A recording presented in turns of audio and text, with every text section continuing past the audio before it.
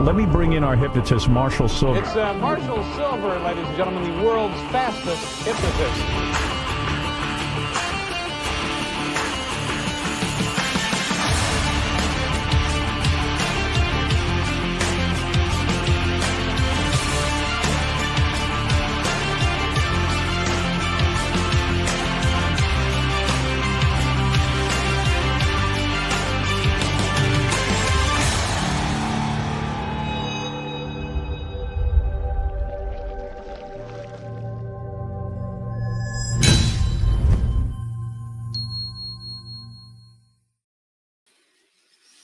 Ah, smells like money. And I like the scent of money. Hey, welcome everybody. Happy day after Thanksgiving. What an awesome day it is. I'm very excited to be with you today. On today's show, we're really just going to be hanging out for about an hour. And during the time that we're hanging out, I've got a stack of money. I got a whole bunch of $100 bills. And at least one of them has your name on it. And it's real simple. I'm testing an idea out. And the idea is... Uh-oh. No, please. We're having tech challenges right off the bat, first 30 seconds. I'm praying that we get beyond this. So real quick, I got cash to give away. Real simple deal. Every single person who calls in to the show that gets on the air and asks me a really great question is going to receive $100. Now, Sterling, I'm having some tech challenges here in the cave. Are we popping in and out or are we staying solid? Can you tell me in the chat? Producer Sterling, maybe you can message me and tell me. I'm dropping out here in the cave, and I'm not sure why. We've been having some major connectivity challenges with the internet. So why don't you let me know?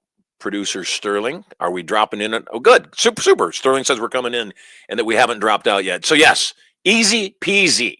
I got a stack of $100 bills, probably about $3,000. And all you got to do is contact us on the link that's scrolling on your screen. Get into the green room. Tell us you got a great question.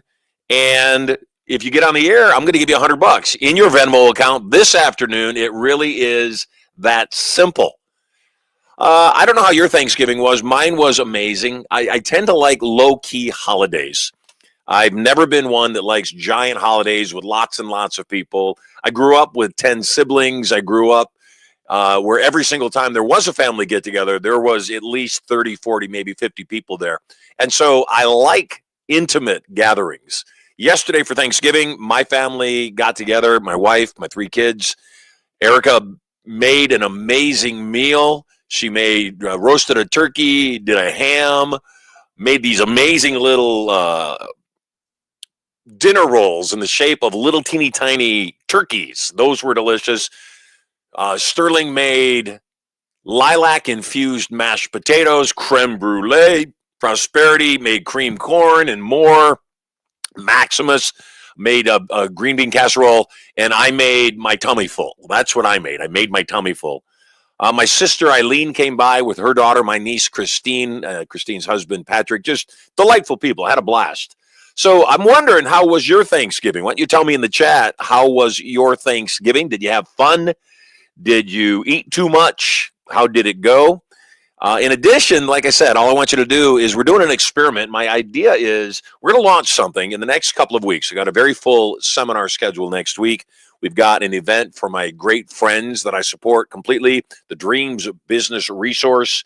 We've got them doing an event at Studio Money next week. We also have the World Financial Group, my friends Barry and Minerva. They're going to be doing an event at Studio Money on, I think, Wednesday night. And then on the 3rd and the 4th, we also have an event called Crush It from the Stage. And it's a course literally just teaching you how to crush it from the stage. How do you make money from the platform? So lots and lots and lots going on. So in 2 weeks, though, we're going to launch full-time, once again, 5 days a week, 2 hours a day, my broadcast show, just like this one, except more formal. It'll be from 10 a.m. till noon, Monday through Friday. And not only will we have amazing guests and amazing opportunities for you to learn and grow and be, We're also, during the second hour of the live show, going to be taking your calls, just like we are right now. Taking your calls to ask me questions about sex, money, power, all the above. And for every person that gets on the air and asks me a question, you're going to get a crisp, brand new $100 bill. But here's the cool part. For every person that you refer to the show that digs the show and calls in, for every single friend you have that calls in and gets on the air, you're going to get $20 in your Venmo account that day. So you could refer a bunch of people and literally make 20, 30, 40, 60, $80 a day. Guess you can't make 30, but you could make $80 a day without even going on the air. And the calls are, you can get back on the air every 2 weeks. So it's a great way to make some money, learn some powerful information, and so much more. I saw a note yesterday in the afternoon when I was tryptophaning and kind of going into my food coma. I saw a note yesterday about people that are angry that Thanksgiving celebrates this, massive elimination of Indians, Native American Indians in the United States. And I don't know about you. I've just reached a point where it's exhausting. It's extremely exhausting that every single thing, every element that this country was built on is under attack, whether it's reparations from things that happened decades ago and not to the people that are asking for the reparations, whether it's people highly confused about who's supposed to be in the girls' locker room, whether it's people that don't want to assimilate into this country, that literally chant death to America while they're in America. Makes no sense to me. If you really hate America that much, go back to the country that you like so much. Or maybe everywhere these people go, they hate where they are because they just hate. That's them. And I was just on a call with some people that we've got a large amount of capital that we want to launch into the marketplace. And I was on the phone with some folks that have some propositions for me of where to put that capital. And we were talking about the same thing, that we've got to get back to the idea that telling the truth is to be honored and not something that is going to be attacked. And I think that most people don't realize that they can have an opinion. You are allowed to express yourself. It's a First Amendment right. And if everybody else in the world disagrees with you, it doesn't mean you're wrong. In fact, probably just the opposite. My own personal experience has been people that have an opinion that is substantially against the majority of other people's opinions often is right. My son says the audio is coming through distorted. Speak further away from the mic. Is that any better? Okay, can you tell me? Yeah, today is all about getting through bugs. I'm going to give away cash. I see we've got some people already showing up into the green room, so we're going to be giving away some cash. And we're working out bugs. That's all we're doing today. So we're working out bugs. Mo Life said his tummy was definitely full. That is great to hear. Jim, about to hear from you in a moment. Melissa Siegler, great day, great conversations, food, belly full too. Played pinochle all day. Well, I'm jelly. I'm very jelly. So good job. So at any rate, let's take a look at what Jim has to say. So Jim's in the green room. Sterling, you want to bring him on the air? Welcome to Marshall Sylver Live, Jim Richards. We're adding him to the stage right now. Hey, Jim, welcome home. How's life? Life is tremendous, and Thanksgiving was tremendous also. This is definitely one of my happiest days of the year. You look like a man that looks relaxed and like you might still be recovering from your Thanksgiving meal. Well, it's the temperature inside my home is like 68 degrees, and I'm cold. And so that's a perfect temp. What are you talking about? Don't be crazy. Yes, sir. Well, yes, sir. I live in Scottsdale, as you know, or Phoenix, and this is a welcome temperature. So, Jim, what's your question today? Yeah, how can I take the biggest advantage of the business expo that's coming up? And I'm going to be there. I get there Sunday night, and I'm going to be there through Wednesday, as James asked me to make my arrangements. I don't know. That I wouldn't know what you're needing to take advantage of, so I wouldn't know how you can. So why don't you tell me a little more about what you're doing and what you're up against, and then I will tell you how you can best maximize your days next week at Studio Money. Yes, sir. I believe you know that we have the Dreams community. What was it? The Expo group. Each of us that are in that were sent a number of leads of businesses in the area, and we're to send emails to them. And then, in addition, we're to text people that we know that are uh, in our phone, text them and give away a free business or a free Dreams AI employee. That's kind of like that's a hook to get them there. Sure. And so So, I so my want, question is, you were directed to contact people in your phone. You were directed to go online and seek out businesses that might be in the area that could benefit from the expo. How many people did you contact in your phone list, and how many businesses did you contact to invite them to the expo? I've contacted one so far, and he's going to get the AI. And I sent emails to businesses in the Carlsbad area, and I So, haven't how many businesses did you send an email to? 100. So, to put it in perspective, the open rate on emails that are sent to people cold is anywhere between 3 and 7%. So let's Oh, imagine you knocked it out of the park and 7% of those 100 emails actually even got opened. But if you're sending them cold, they're probably not even getting to the inbox. So you got to cut that number at least in half. So let's imagine 3 out of the 100 opened the email and read it. The number of people that respond to an offer, regardless of what it is, whether it's free or whether just now, right now, is again, this is the great experiment. I'm literally sitting in my theater at my beach house, and I've said I'm going to give $100 cash to anybody. All you got to do is call in. Just go to the link on the bottom of the screen and call in. You know how many people are watching right now? We've got about, across all platforms, not a whole lot because we didn't announce that we're going to do this. So we've only got about 60 people on all the platforms, across all platforms. And we've got 2 people that have called in to get $100, you and one more. And how, those are really good numbers because you know me, you know a little bit about me. So yes, you've sir. called in and said, Marshall's a smart guy. Here's my point in all of this. You're not doing enough. And I know that's not fun or comfortable to hear. You're not doing enough. So you contacted one person in your phone list. You sent out 100 emails, and this is not to call you a liar. I just know everybody exaggerates. So my guess is maybe you sent out 50 max emails, but nobody responded, did they? Yes, sir. That's correct. So email is one of the worst ways that you can do cold prospecting for whatever business you're doing. And unless you're sending out 50, 100,000, a million emails a month, you're never going to put a dent into it with strictly cold email outreach.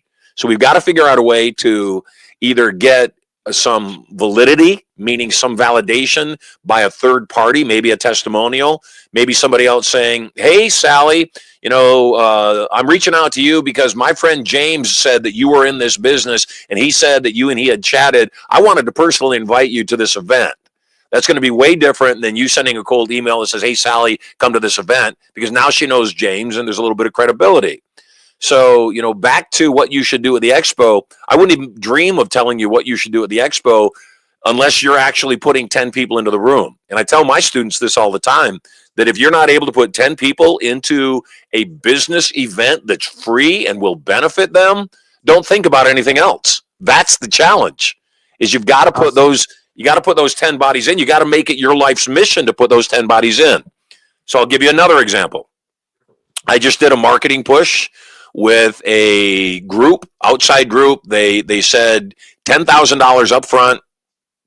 We'll get you 100 people live in a room that are qualified. These aren't just random people. They're qualified. They got $500,000 minimum annual income. They got at least $150,000 in an account. They've got a credit score of 720. So massively qualified people. I hire this company and they don't do what they say they're going to do. I mean, imagine that, a marketing company that doesn't do what they say they're going to do. What a surprise.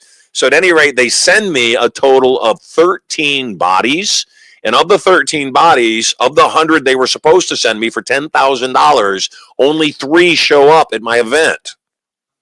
So now I've paid $3,333 and change for every one of those 3 people that show up at my event. That's a lot of money to pay to put a butt in my seat. The good news is one of those people buys an $80,000 program. Inner Circle. So yes, they buy Inner Circle. That's so what I one of wanna those buy. people. I'm glad you do.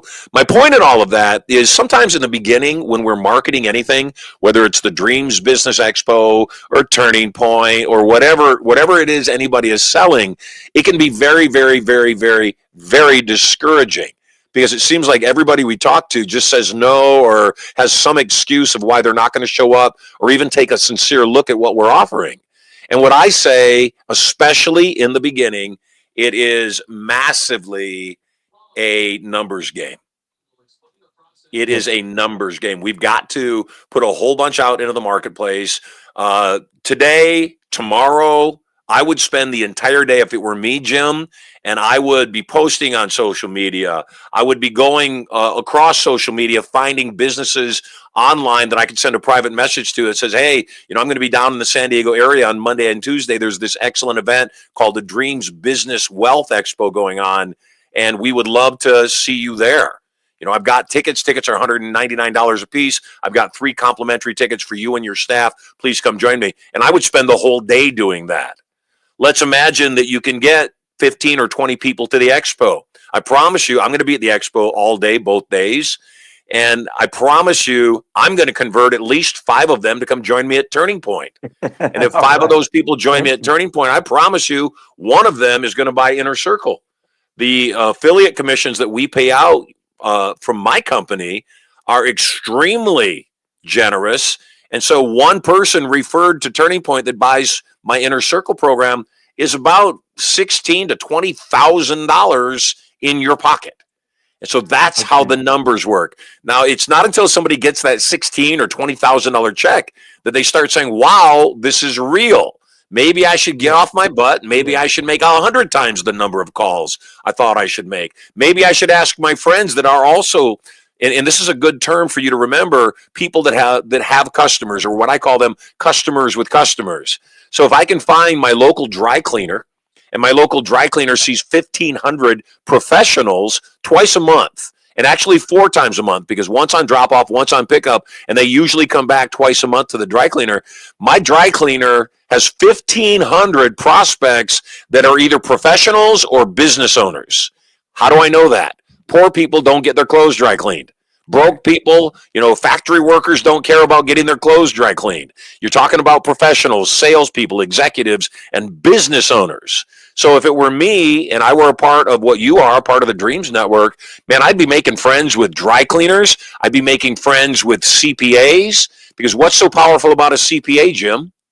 They have a network already connected to them. They have a network that has they money. Know the numbers, yes. Yeah, they're not doing books for broke people. Broke people don't do their books. They don't even pay their taxes. They don't have any taxes to pay. So when you start taking a look at finding customers with customers and realizing what you really need to do is figure out what is your prospect's non-traditional revenue opportunity. So that's the term I want you to remember, non-traditional revenue. We call it NTRs. And Sterling has given me a note. Am I working far enough away from the mic, and does it diminish when I stay away from the mic? Just one second, Jim. I'm getting some feedback from my producer here. So it doesn't get any better. So does that mean it's still completely distorted and messed up? Is that what you're telling me? Is it distorted to you, Jim? I'm to repeat that, please. Yeah, is my audio distorted to you, or is it coming through clearly? No, you're coming through loud and clear. Yes, sir. Lovely. So my answer to this is yes. So I'm guessing what you're telling me, Sterling, is it's better when I'm away from the microphone and it doesn't decrease the volume. Give me a thumbs up if that's what you're communicating to me. Great. So he said yes. So yeah, forgive me. I was talking to the producer live while I was talking to you. So Jim, what I want you to do for your whole business, You've got to figure out what stage of the business am I in. Right now, you're in the springtime of your business. You're in the place of, Yes, of sir. tilling the ground and planting the seed and covering it up and making sure that it's protected. And too many times people say, gosh, I need to learn all about the rest of my business. No, you just need to learn how to invite people at this point. You just need to learn how to Yes, yes, get people to a place where they can engage in a conversation with myself or the leaders of Dreams Business Network, James Hardy and Nick and everybody else inside the organization, yes. because you're a turn up. And I mean that respectfully and politely. You're Thank just you. not at a place of your development where you should be having those conversations. You want to let other people have those conversations so that we can convert them for you. So what I want you to do is, when we hang up this call, I want you to sit down while you're even listening to me on the air during this program right now, and I want you to figure out what is the list that you want to reach out to and cause to respond. What is the list of people that you can either send a text message to or give a phone call to? Because right now, with the people that you're inviting, the emails aren't going to do you any good. Nobody's going Okay, to respond to your email. And my guess is, out of those 100 emails you opened, maybe one got sent, maybe one got opened. okay, yes. The barrage of what all of us receive in our email inbox every single day is so ridiculous. I've got over 6 figures of emails in my inbox that are unopened. Wow. I Yeah. cannot get to them ever. So that's what you're up against. Text messages and phone calls today, doing personal invites to the expo on Monday. Let people know that it is going to multiply their business 10 times over. All they've got to do is get to studio money, and James and I and the team will take care of the rest for you. Fair enough? Yes, sir. I called in for the $100, but this information is worth more than $100. I can tell to me, and I really appreciate you. So are you And telling me I don't have to send you the $100? well, I know you're going to keep your word. Yes, and I am, and I'm going to call you on your stuff on that. I'm going to call you on your stuff on that. It, yes, it sir. You doesn't don't have to be have. an either. I appreciate the compliment you just gave Yes, me, yes, sir. but you just pushed the $100 out of your life. I'm sending it. Don't get me wrong. I'm sending it to you, but in another circumstance, somebody else that wasn't me would have heard what you just heard and said, "Oh, okay, then why bother sending the $100?" So I Okay. want you to pay attention to where else in your life you might be doing that, and you might be pushing money away rather than just saying, wow, oh my gosh, Marshall, that content was amazing. On top of that, I get $100 too. Thank you, Yeah. Marshall Sylver. And then all I want you to do is take a picture with the $100 bill in your hand, post it on social media, and say, Marshall Sylver gave me $100, and the information was even more valuable than the cash. Oh, what a great tip. Yes, yes. Well, Uh, I'll accept that gift, and I'll see you on Monday at yes. Studio Money. May I ask you one other question You can. about promoting? Yes, When I was at Turning Point before, you and I talked with you on the stage and me in the audience, and I you remember. learned that I was in the mortgage business for my prior career, and you suggested mortgage companies. Uh, would you continue that with mortgage companies also, Oh, because they gosh, have yeah. money? Yes, sir. Yeah, absolutely. So, when you're thinking about your strategic alliance relationships or people that have money with money, yeah, you want to talk to the mortgage companies. You want to talk to any of the real estate offices that the mortgage companies that you've dealt with. You want to talk to any of the title companies Title. or anything like that. Yes, sir. Thank you. You are very Um, welcome. I am looking forward to it, and I'm so glad uh, to be working with you and being hypnotized by you. Like you are awesome, sir. I Well, you are totally very appreciate you. kind. You let everybody know that we're here. Share that you just made $100 for calling in on your Yes, social media, and I look forward yes. to seeing you on Monday. Thank you, sir. Yes, sir. God bless. Take care. People are good. I know it's hard to believe, but we're just giving away cash. I got a big stack of cash here, and I really want to give it away to you. So all you got to do, literally, it's scrolling across the bottom of the screen. I know it seems too good to be true. It's all real cash, unlike some other hypnotists who put fake money on their desk. This is all real cash, and we're really giving it away. Jim just got $100. It looks like we got Melissa on the air next. Always a raving fan and always somebody whose beautiful face I look forward to seeing whenever I can. Hello, Melissa. You look lovely today. Looks like you had a good Thanksgiving. I had a great Thanksgiving, gosh, with the family, playing pinochle, eating great food. I barbecued a turkey. It was good. Yay. Good, good, good. So I have a So question. Do you like turkey meat? I do. Good. I like the dark meat. I only like the dark meat. I really don't like the white meat at all. So I like the thighs and I like the legs. So my question is, what percentage of people actually like turkey, or were we hoodwinked somewhere along the path? Because nobody cooks a turkey any other day of the year except for Thanksgiving. Maybe Christmas. But most people don't cook a turkey any other time of the year. So my question is it that they don't like turkey that much? Is it too much work? Because it doesn't seem like it's a lot of work. Especially for me. Erica puts it into the oven, covers it up, brings it out, bastes it, puts it back in, covered up. So again, do you think people eat turkey at Thanksgiving because they're just so excited about a turkey? Or is it this ingrained hypnotic program they think they're supposed to have turkey on Thanksgiving? I think it's an ingrained thing, but I also make one more during the winter time because I love turkey soup. That's different. Yeah. And so That's I make a turkey just to use it all in a turkey soup. We maybe have a little bit of it for a meal, but I use it all for turkey soup. That makes sense to me. I like turkey soup. That makes complete sense. Yeah. Okay, you want my question? Yes, so what's your question? I would love for you to explain to me the humans are motion junkies and the graph of the flat graph and the elevated graph. Could you explain that to me again, please? Yes, the lesson is, yes, human beings, we are motion junkies. We need to feel motion in our lives, shift of position. We need to feel motion in our lives to know that we're alive. And so what happens is, imagine you have a life, and imagine there's 2 points of time that we can consider right now. One is the moment that we're in, our present moment. The other is our death. There is an indeterminate amount of time between the present moment and our death. We don't know when we're going to die, so we don't know how much time is between those two moments. In the midst of all of that timeline that is our life, we have what we would consider to be fairly normal, not too good, not too bad in all areas. So fairly normal in our health, fairly normal in our relationship, fairly normal in our finance. And so we call that flatline or average, just our average result of our life. Now, there are times when our life doesn't go well. And maybe, we go through relational challenge, or maybe we're gaining weight and we know we need to take a look at our health, but we're just afraid to step on the scale.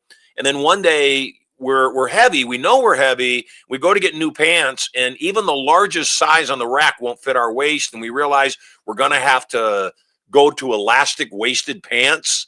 And our brain just says, no, I'm not doing that. So what we call that is, if this is average, this is me just being average, then when I gain all that weight physically, it's not average. It's below average. It's worse than I want it to be. It's bad. There's a point at the bottom of this graph where we call this the point of readiness for change. It's our own personal bottom. It's as bad as we're willing to let it get before we say, no, I'm not doing elastic pants. I'm going to focus on eating better. I'm going to move more, and I'm going to take this fat off my body. So what happens is, we've got this life that's going along, and it dips down to our personal bottom, and we say, I need to change. I need to adjust things. And so we adjust it, and we start eating better. We start exercising more. So it starts going back up. That's all easy for people to understand. I can only put up with so much tension in my intimate relationship before I just say it's not worth it. I can only put up with so much brokenness in my bank account before I'm not eating, or I'm getting kicked out into the street, where I have to get off my backside and actually do something. So what people don't understand, though, is as much as there is a personal bottom that we change when we get it as bad as we're willing to tolerate it being, what people don't realize is there's also a personal top. What do I mean by that? If this is the present moment, and this is our death, and this is the line of average through our life, then we change when it's bad, but also when it gets too good, when it gets better than the person's identity will allow them to receive, better than we think we should have, then what happens is the human condition, because we are motion junkies, the human condition is such that it will crash itself.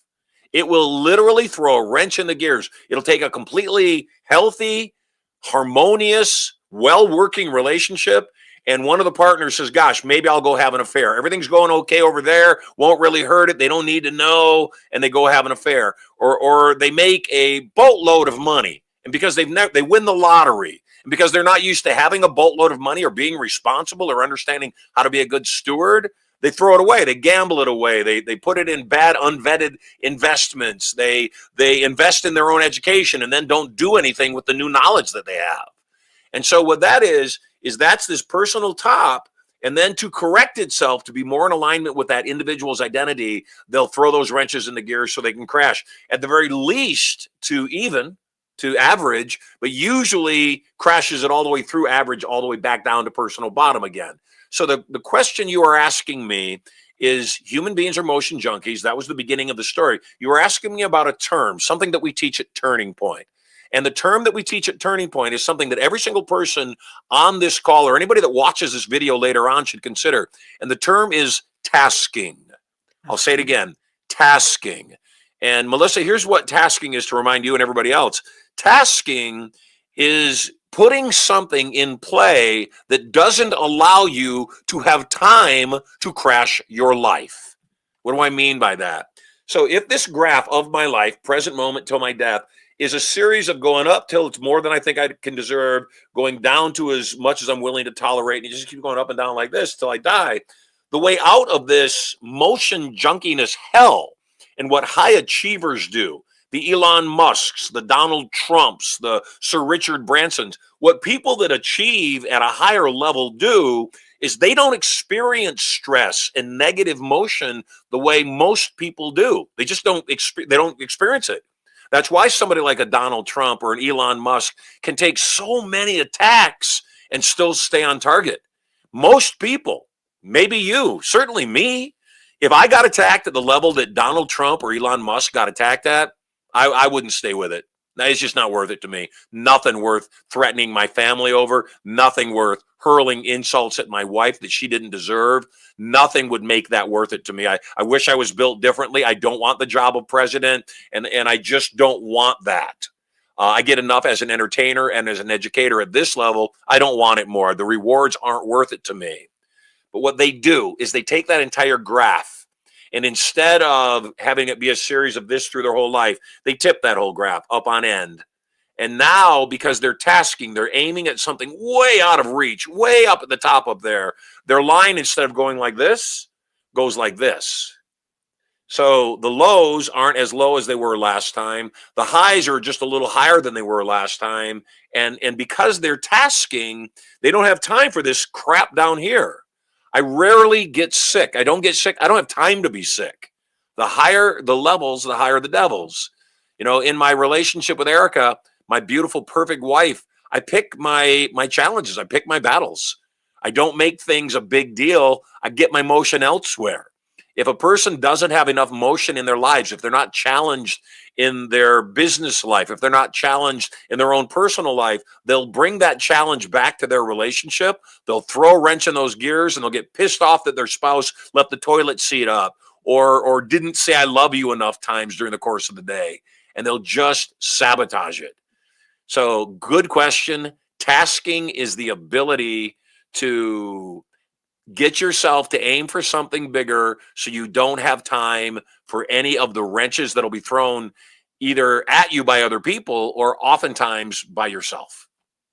Awesome. That puts it, I was thinking of it in terms of my villain and getting people out of the villain place. And so that motion junkie piece was the piece that I couldn't quite put my finger on. So that was awesome.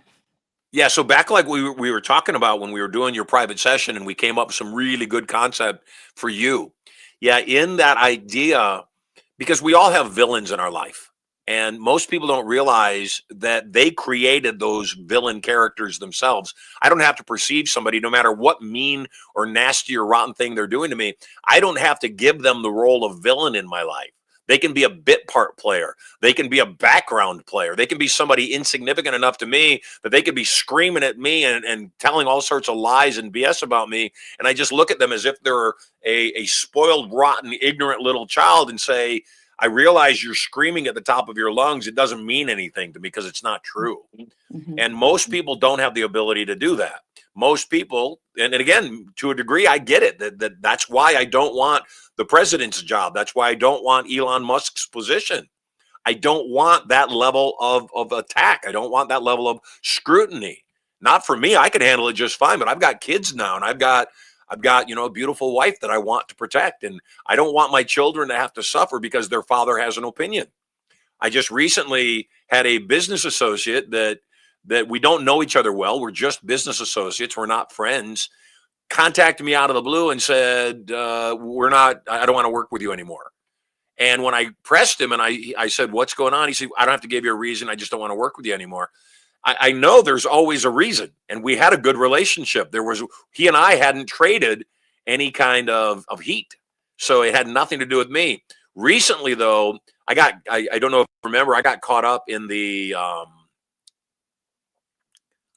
I got caught up in the No Kings rally. And I was en route to go see my boys performing together in their band for the first time they ever performed together.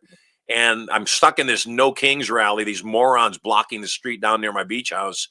And I couldn't get there in time. And I was livid. I was pissed. And so I went online and told a few people that were supporting this ridiculous movement, No Kings. What the F does that even mean? We've got no kings. We elected a president. When your non-elected president was in place, I didn't block you from seeing your kid's concert. And so I became very vocal about it. And I think that this person, it's an attorney actually, I think this attorney decided he didn't want to work with me because I didn't really look at his social media prior. When I looked at his social media, he's a libtard. You know, he's woke and he supports ridiculous things that I don't support. And I don't need people to agree with me to work with them. But I also know there was zero other reason this person would have given me that grief. So I can make him a villain, or I can just make him a bit player and say, no, I'm going to find an attorney that does their freaking job, not one that's an emotional crybaby that gets bent out of shape because I complained about people blocking the road. Perfect example. Yes, exactly. I rant. So I know that every single person that's watching this right now must be a friend of mine because or somebody that loves me because I'm ranting and I'm not losing anybody. So I'm glad you're with me. So yes. Melissa, you too, you get $100 cash for just calling into the show. That's all you got to do. Just call into the show. It's scrolling on the bottom of the screen. The producer will get your information. We will Venmo you today. $100 cash so you can have a really nice lunch or even a decent dinner on me and the Marshall Sylver live show. So great to see you. Anything else? I'll take a picture of it with you on Tuesday or Wednesday, and then I'll post it. That sounds awesome to me. Yeah. I will see you at speaker training. Yeah, absolutely. We're gonna crush it. Awesome. Right, take care. Thanks. You're very welcome. Good stuff. Hey, if you're watching right now, like I said, we're doing a different kind of an experiment. The experiment that we're doing is I'm giving away $100 bills. I've got a bunch. I got about 3K in front of me, so I can take 30 calls. All you got to do is call in, and every single person that calls in, I will instantly Venmo you $100. It's that simple. No magic, no hoops to jump through. All you got to do, call in, ask me a cool question, and I'm going to give you $100. I'm going to pay you to have your life be better. I don't know what else I can do. You know, it's fascinating to me to have been in this business that I have been in for the last 40 plus years. And the number of people that we've taught, the number of breakthroughs that have helped people get to is awesome. But the challenge for me and the challenge for anybody in this business isn't helping you see the truth. The challenge is getting you to act upon the truth, to do something differently. And for that, we have a program that we call Turning Point. And it's not just a training program. People ask me frequently, how are you different than, say, a Tony Robbins or a T. Harv Eker or a Dean Graziosi or a Gary Vee or a Grant Cardone? And the answer is profound. We all teach. We all can give you strategies. And most of us are teaching universal knowledge. There's not a whole lot of brand new information. Think, be, do. That's it. There's nothing else. The challenge is the think part is not difficult. The think part is simply getting you to open up your mind, to view things in a different way, to have a different perspective. The think part isn't difficult. The be part is the challenge. The do is a byproduct of the be. So the being part is what's the difficult challenge. In fact, my program, Passion, Profit, and Power, when we put it on the air in 1994, it bumped Personal Power, Tony Robbins' program, off the air for 4 months. They couldn't run his infomercial because we were converting at such a ridiculously high level that nobody could compete with it. And when Guthrie Ranker, the producers of Tony Robbins' Personal Power, brought me into their office, they said, how are you kicking our butts? How are you able to spend so much money on media, overpay for ad spend, kick us off the air? We can't even compete. We can't buy ads because we can't pay what you're paying, yet you're still converting at a ridiculous level. They asked, are you hypnotizing people to buy your product? I said, of course not. Of course not. As I nodded my head up and down, because I was hypnotizing people to buy my product. Are you? How do you hypnotize people to buy product? Well, let me give you a little definition of hypnosis and a definition of influence. I'm going to give you a definition of something that I call irresistible influence, and it's really just the process that hypnosis goes through. When somebody comes to me and maybe they have a phobia, maybe they're afraid of snakes or members of the opposite sex or heights or flying or whatever it is, the first thing I've got to do is take away the power that trigger has. So we go back to what we call an initial sensitizing event. The first time they ever responded emotionally or overwhelmingly to that stimuli.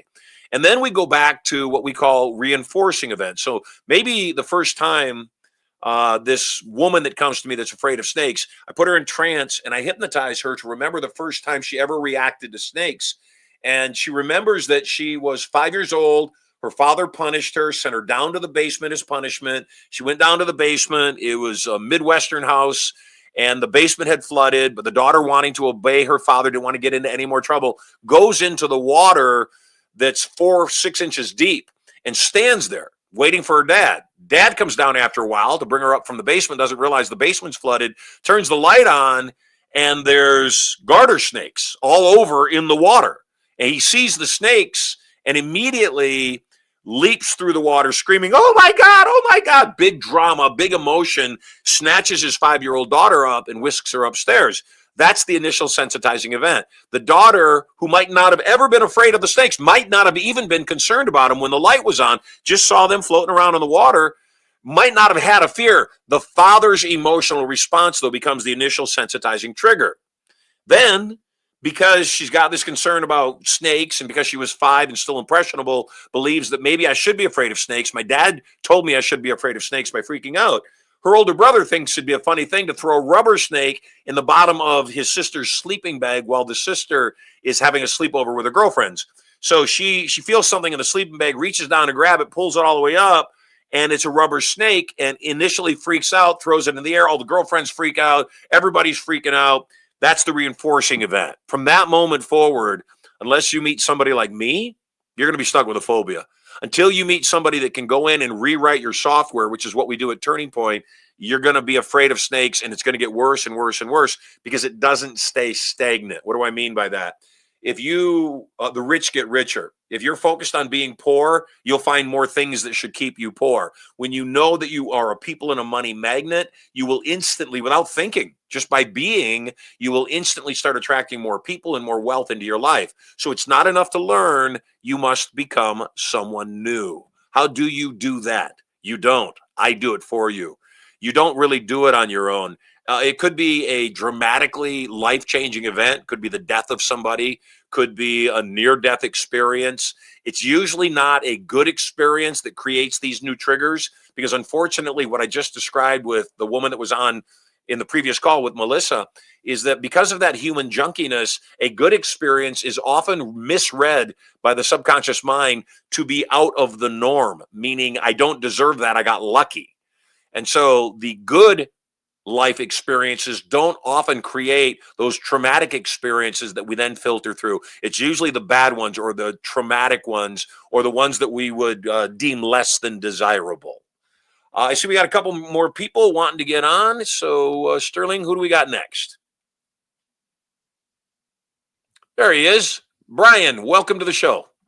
Hey, Marshall, thank you for having me, man. I appreciate you so much. I've been a big fan of yours since I want to say 2000 and maybe 8, 2009. In fact, the reason why I wanted to talk to you is because I've been looking for I bought a hypnosis audio from you, which helped me out a lot back in those days. And this is like before, Apple Music and all that stuff. So it was an MP3 that I had in my hard drive. Then I lost the hard drive. I wouldn't mind buying it again because it was that good. And I've been looking for it. I've been looking for the links. All I remember from the hypnosis audio is you used to say like a trigger word was something like power. And Power. you remember that, right? And Yes. what was the name of the audio? I, I don't know. I use that power trigger in many of our programs. oh man. So it Okay. doesn't matter. But what was it you were seeking to accomplish? I think it was a sense of self Confidence. empowerment in a sense. Yeah, self confidence. I would say. Got it. I think that it took me from one level to another level, and then at some point it really got embedded in my subconscious. So I stopped listening to it, and then I kept just like crushing it, and then like I got to a level where I'd say like I lost a lot of money and I want to pass that. You know what I mean? Because I got betrayed by some people very close to me, and so I had a lot of things that were I'd say against me, and I think I was looking back, and I'm like, yeah, I think some of those artists really helped me out a lot, and Where are you living these days? I'm in Orange County, California. So have you been to Turning Point? I have, Good. You but a should come long back. time ago. Yeah, you should come back. You should come back as my guest. So anytime you want to bring a guest down to Studio Money, come back as my guest Yeah, because I it really appreciate is that, a man. refresher. Now, mind once expanded will never contract to its original state.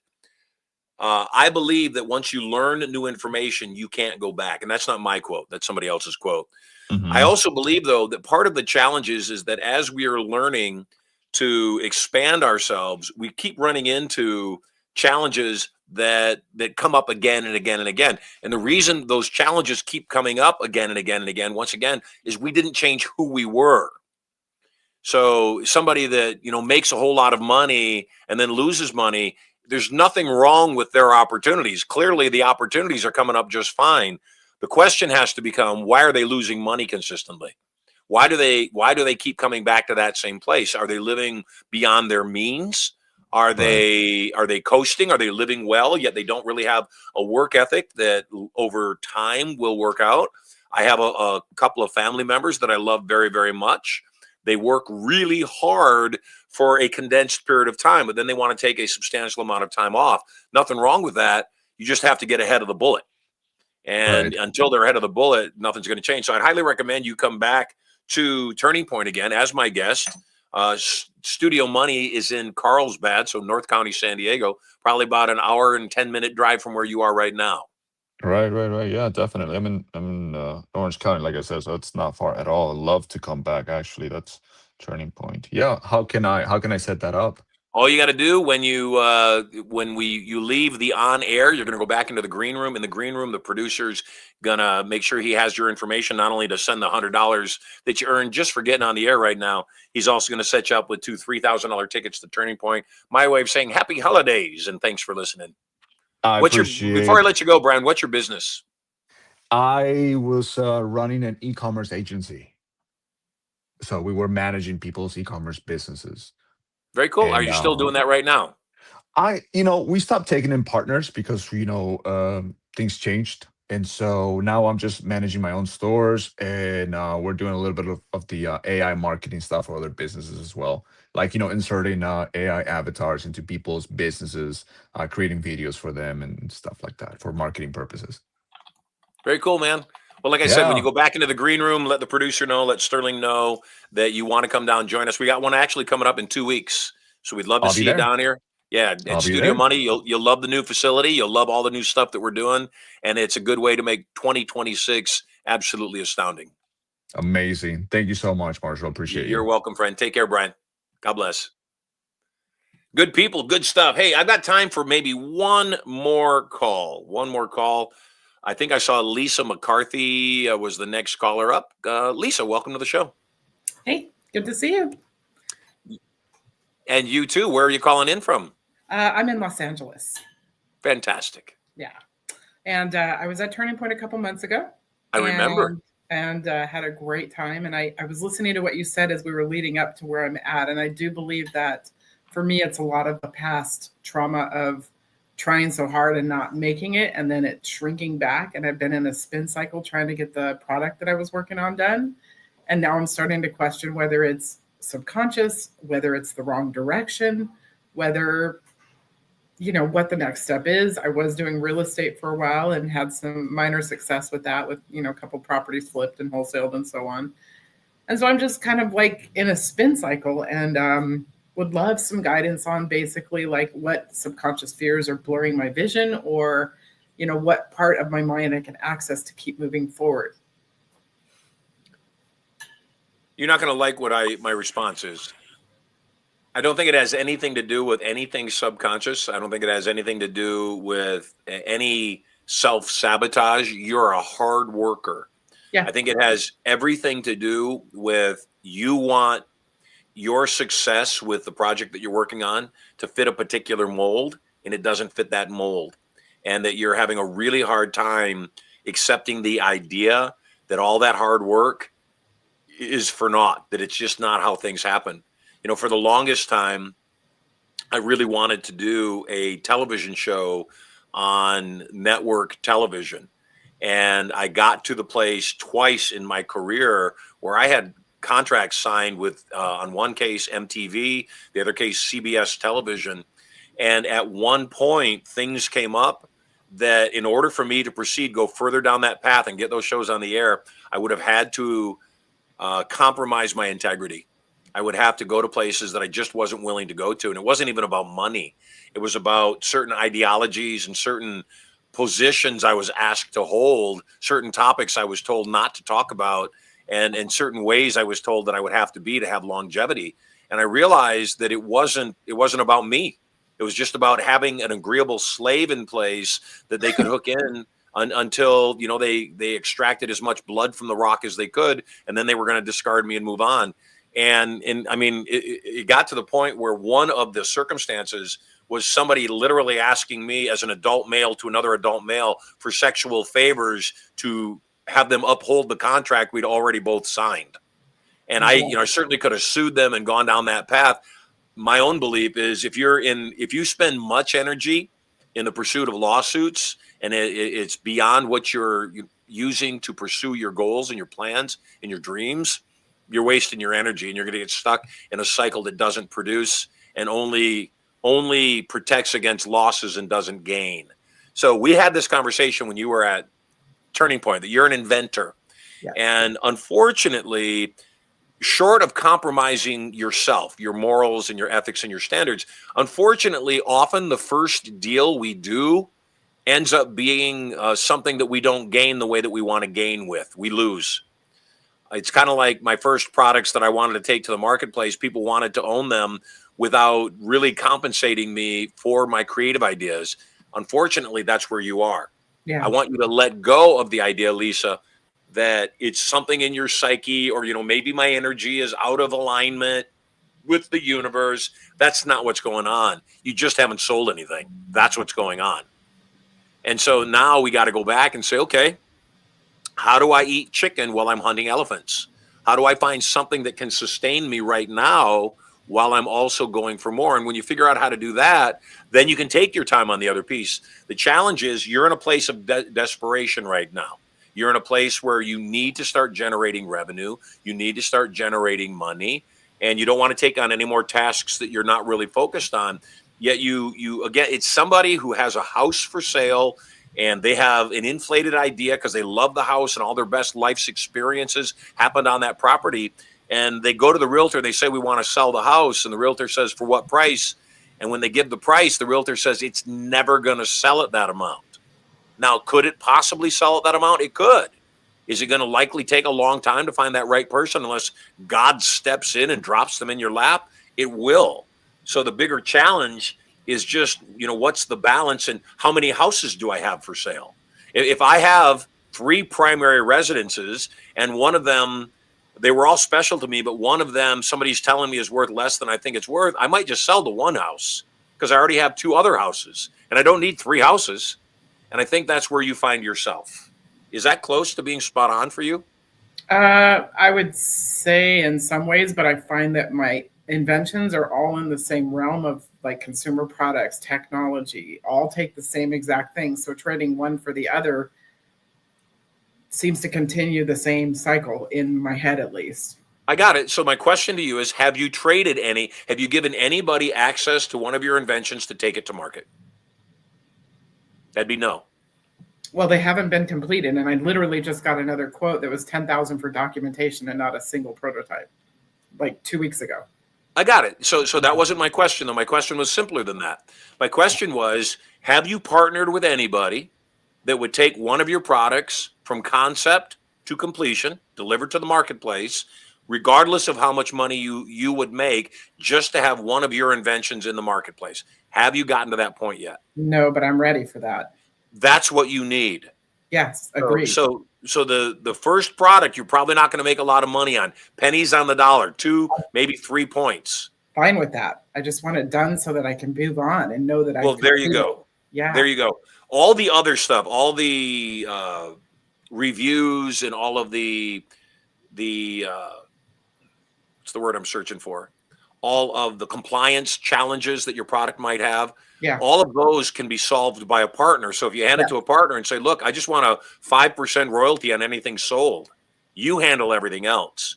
And I would do it. I would structure the deal kind of like a real estate deal and say, I will give you license rights to my product, self-renewing license rights to my product. It's $10,000 down because I don't want somebody that's not going to do anything to take the product.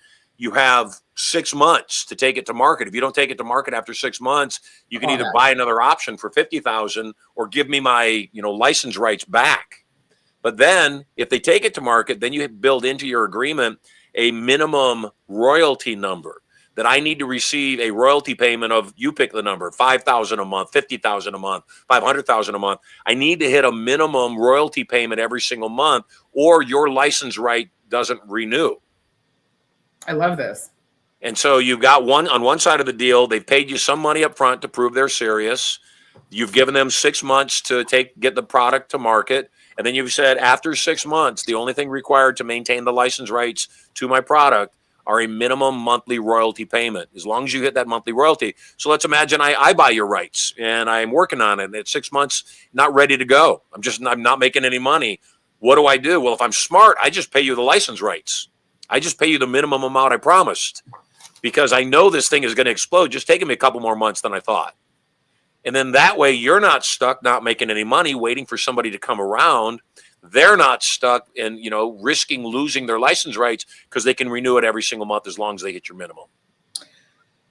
Would love to continue this conversation on actual people that I can reach out to that are, in that realm that do this, because Perfect. That would be amazing. That is the vision right now, is let's get this done and move on. I agree. Well, hey, great having you on the show. I'll see you very soon. Yes, you will. Take care. Thank Hey, guys, it's been a lot of fun. Like I said, happy Sylver Friday. We don't do Black Friday in this household. Sylver Friday. If you are a part of my inner circle family, 1,200 strong, if you are a part of all the people that have been through my programs, as you know, coming up in about an hour, I've got an additional training program. We're going to talk about non-traditional revenue. I'm going to talk about a brand new program that I'm launching to help people be accountable, to help people actually make their entire list and then get it done. Because the biggest challenge is, as we were just discussing, not people not knowing what to do. People know what to do. They just aren't able to get themselves to consistently take that powerful, positive, productive action on a regular basis. Going to teach you how to do that in about an hour. We're going to jump on a Zoom. We won't be on this stream. We'll be on a private Zoom. And if you'd like more information on how to get onto that private Zoom, call 1-800-92-POWER, and they'll tell you how to do it there. I'm Marshall Sylver. Until we chat, make it an awesome day. God bless, and I'll see you soon. Bye for now.